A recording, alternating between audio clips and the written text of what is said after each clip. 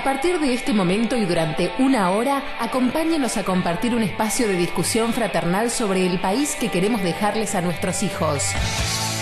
Esto es Escuadra y Compás, un segmento de debate en tolerancia para promover la igualdad, la libertad y la fraternidad. El país que queremos en unión y libertad. Todos los temas apuntando a unir a los argentinos, apuntalando la ciencia, la justicia y el trabajo.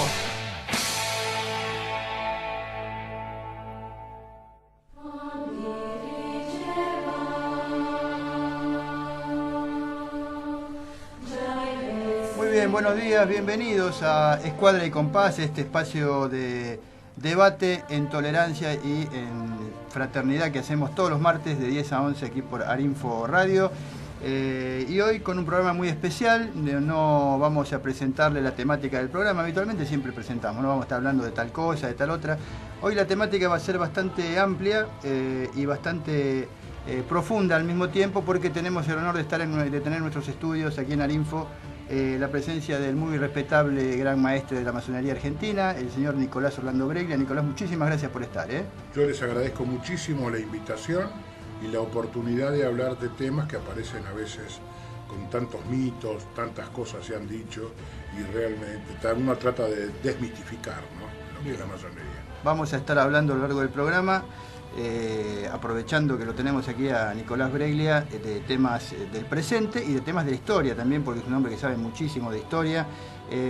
Aprovecho para saludar a mis compañeros aquí, a Pablo. ¿Cómo estás, Pablo? Hola, Roberto.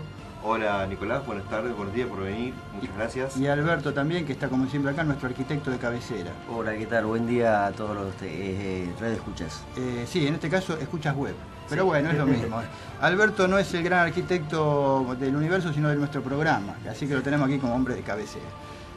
Bueno, vamos a tratar de aprovechar al máximo el programa, porque tenemos con nosotros en el estudio una persona que sabe muchísimo de muchos temas, obviamente, especialmente de masonería y de temas históricos, pero vamos a empezar preguntándole, vamos por el principio, como decía un tío mío, ¿cómo está la masonería en la Argentina hoy en día? ¿Cómo está funcionando? La masonería pasó varias décadas en el pasado podemos decir algo así como el ostracismo, luego del golpe del 30, el golpe que derrocó Irigoyen, y ya hace unos años empezó a trabajar con muchísima fuerza, a darse a conocer en la sociedad de otra manera. ¿Cómo está hoy en día la masonería? La masonería en realidad se retira definitivamente de la sociedad para protegerse en sus miembros, proteger las familias y todo lo demás, después del golpe de Estado del 76. Entonces ahí hay un retroceso muy grande. Con el 83, con el advenimiento de la democracia, tímidamente empieza a salir, y hoy podemos decir que tenemos masonería en todo el país. Somos una de las pocas instituciones con expansión territorial, y además estamos volviendo nuevamente a la sociedad. Y además tienen presencia en todo el país. Tenemos en todo el país con proyecciones en las intendencias y en las gobernaciones. Ahora tenemos hermanos en intendencias, gobernaciones y a nivel nacional. Eso es muy importante para influir, ¿no?, en la sociedad. Exactamente. Ahora, la gente a veces se pregunta, antes que la gente se pregunta, una pregunta que yo me hago también, ¿cuántos son los masones en Argentina? Y somos más o menos unos 12.000. 12.000, sí. Mucha gente. Sí. Entre gente que está en sueños, capitantes, etcétera, etcétera. La gente a veces se pregunta, esta es la pregunta que iba a hacer antes, ¿esta gente qué quiere? ¿Qué son? ¿Un partido político? En Estados Unidos, por ejemplo, cuando se ha querido acusar a alguien desde la extrema derecha estadounidense, se lo acusa de comunista y masón. Es muy común ir las dos cosas juntas. En otros lugares se puede decir, son una secta. Yo he escuchado cosas, por ejemplo, disparatadas como decir que son ateos y adoran al demonio. Si son ateos no adoran al demonio, obviamente. Bueno, por el tema del secretismo o la discreción que han tenido durante décadas, a veces no está demasiado claro. ¿Qué es de todo esto la masonería? La masonería fundamentalmente es una escuela iniciática. Es una escuela iniciática porque deja atrás todas las pasiones, digamos, profanas, lo que llamamos nosotros, de la sociedad, y tratamos de luchar en contra de la hipocresía, la ignorancia, la ambición, e incorporar valores, donde la palabra tenga nuevamente su valor, y buscamos una sociedad con valores éticos fundamentalmente. Bajo ese punto de vista, la masonería es una escuela de conocimiento y de conducta. Es una escuela de conocimiento porque exigimos a nuestros miembros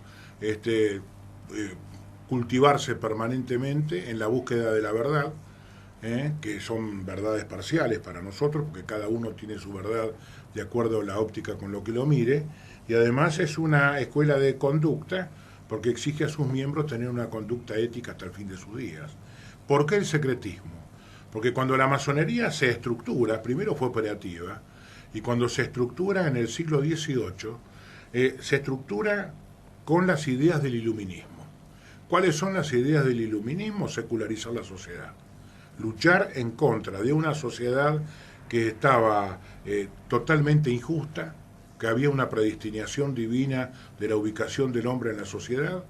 Los que gozaban de los bienes y servicios de la sociedad era un grupo minoritario, había un gran porcentaje de analfabetismo, llegaba casi al 90% en los países centrales, no había acceso a la educación, no había acceso a la salud, no había posibilidades de evolucionar socialmente. Entonces, contra todo eso se levanta el iluminismo, que es un movimiento filosófico y cultural de la época, trata de secularizar la sociedad, plantea de que tiene el mismo derecho el siervo de la gleba que el señor feudal, plantea que niega el derecho divino de los reyes, plantea la soberanía popular, el progreso indefinido del hombre a través de la cultura, de la educación, de la salud, y la masonería se estructura como lo que nosotros denominamos la masonería especulativa, y se conforma en la primera asociación civil a nivel mundial que va a preparar sus hombres para que lideren ese movimiento. Masonería especulativa porque primero estuvo la de los constructores de catedrales, claro, que tenían una particularidad. Si buceamos un poco en la historia, podemos ubicarlos a orilla del lago de Como, que son los gremios medievales, que tenían una característica, esos gremios. Tenían el secreto de la construcción, era una masonería que nosotros denominamos simbólica, con los 3 grados, y además tenían en sus estatutos una legislación laboral arcaica. El concepto del salario justo, la división tripartita del tiempo, ya tenían una jornada limitada de labor de 8 horas diarias por 48 horas semanales, tenían la prohibición del trabajo nocturno, además tenía un sistema previsional arcaico, donde los hermanos aportaban, asistían a los accidentados y a las viudas cuando se morían. Esos derechos, la humanidad tardó 1000 años en universalizarlos. Recién se cristalizan durante el siglo XX. Y ya los masones lo tenían en el año 1000, 1100 aproximadamente. Ahora, yo le quiero recordar a los oyentes que están por ahí escuchando esto de manera distraída, que estamos hablando de una época en la que, por ejemplo, a Giordano Bruno le costó la vida contradecir lo que decía el dogmatismo de la Iglesia. Exacto. A mucha gente, 50.000 mujeres fueron en aquella época quemadas en la hoguera, en Europa, solamente en Europa. O sea que el secretismo viene para mantener la vida a salvo, claro, ¿no? Exacto, para protegerse. Y además, cuando se transforma en especulativa, ataca directamente los privilegios corporativos enquistados en la sociedad. Claro. Entonces, al atacar, el masón por definición es un revolucionario, o un reformista, lo que sea. Es un hombre que está con el pensamiento crítico en contra del pensamiento único, y trata de enfrentar todos los privilegios enquistados en la sociedad para tratar de democratizarla. Es una mirada progresista de la sociedad. Totalmente. ¿Y cómo se lleva la masonería con el tema de la tradición? ¿Hay una relación entre la tradición y la masonería? Nosotros somos renovadores permanentemente. Si bien es cierto que tenemos algún tipo de tradición que mantenemos, pero mantenemos permanentemente una avanzada en la sociedad y tratamos justamente de lograr lo que en definitiva la masonería quiere: lograr una sociedad igualitaria en libertad, con igualdad de posibilidades, igualdad de acceso. 300 años de lucha ha dado sus frutos. No es lo óptimo todavía, pero fíjense que del 90% o el 80% de analfabetismo, ahora tenemos un analfabetismo mínimo. En el año 1810, por ejemplo, en el virreinato del Río de la Plata, el 5% era alfabeto, nada más. El resto eran todos analfabetos. Ahora tenemos, en lo que es la Argentina, un analfabetismo mínimo. Tenemos acceso igualitario a la salud. No, todavía no tenemos acceso igualitario, me rectifico. Mejor que el de aquella época. Mejor que el de aquella Claro. época. Aunque sea hay algún tipo de acceso. Claro, pero el tema es el siguiente. Todos los objetivos fundacionales de la masonería especulativa no han sido cumplidos. Entonces todavía nuestras ideas son de vanguardia en la sociedad. ¿Y cómo es el trabajo de estas ideas dentro de la masonería? De la masonería, En pos de lograr los objetivos. tratamos de formar dirigentes. La masonería no hace política, pero la masonería forma hombres para que salgan a liderar todo ese movimiento que es realmente revolucionario en la sociedad. El tema es el siguiente: la masonería es una institución iniciática, porque se inicia un camino de perfección, pero si nosotros relacionamos los 33 grados de la masonería, el discurso del orador, los juramentos y todo lo demás, es una unidad sistemática de conceptos que define un modelo de sociedad, independientemente de las ideologías. Una podrá ser más de izquierda, de derecha, y bajo ese punto de vista es una institución netamente política, pero apartidaria. Claro, Porque con reúne en su objetivos- seno gente de distintas ideas. Lo que hace es, no los tratan de convencer ni de cambiar, que ratifiquen sus propias convicciones, y desde sus convicciones tratar de buscar puntos de coincidencia. Digamos La que, duda es amiga de la fe. Lo que es Exacto. la tolerancia, digamos. La tolerancia.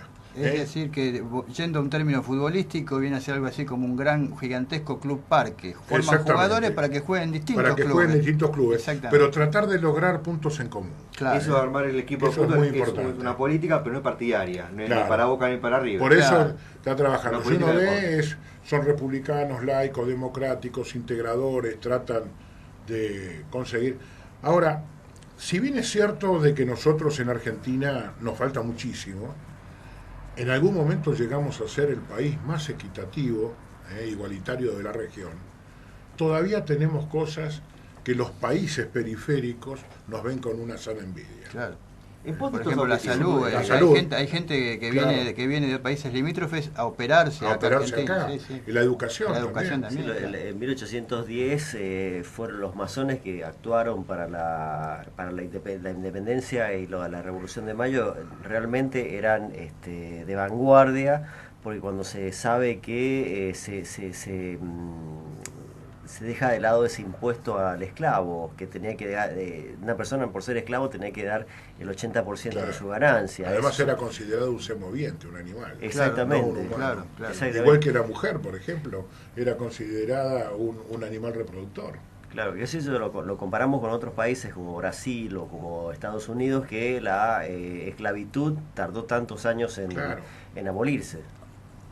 Además, son países que no tienen acceso igualitario a la salud y la educación. Exactamente, exactamente. Digamos que el masón, en lo que es, cuando se pasa de operativa a especulativa en 1717, pasa a ser, si esto lo hablamos en términos arquitectónicos, de constructor de catedrales a ser constructor de sociedades. Claro. Y los ladrillos que va a utilizar son valores. Son valores. Es ahí cuando se incorporan militares, filósofos, políticos y empiezan a trabajar justamente para la democratización de la sociedad. Primero se da la lucha en Europa y la independencia americana es una consecuencia de esa lucha. Exacto. Y de tantos No es un masones, fin ¿no? en sí mismo, Miranda y Claro, que todas todos. las logias lautarinas y todo eso. Exactamente. Tenemos muchísimos temas para hablar, vamos a hacer un separador para que podamos ordenar después las cosas. Recordamos siempre, Pablo, los teléfonos para comunicarse. ¿Cómo no? El teléfono aquí para comunicarse en vivo es el 5219-1042, interno 201. Nuestro teléfono para mensajes de hoy es el 15-6281-8083. Y pueden comunicarse por mail a escuadricompasenarinfo@gmail.com o en Facebook, nos buscan en el buscador a través del buscador con Escuadra y Compás. Hoy está Leandro Miró siendo nuestro operador, le agradecemos la participación y nuestra ayuda. Y vamos a un bueno, separador. vamos al primer separador, así tomamos un poquito de aire y volvemos enseguida.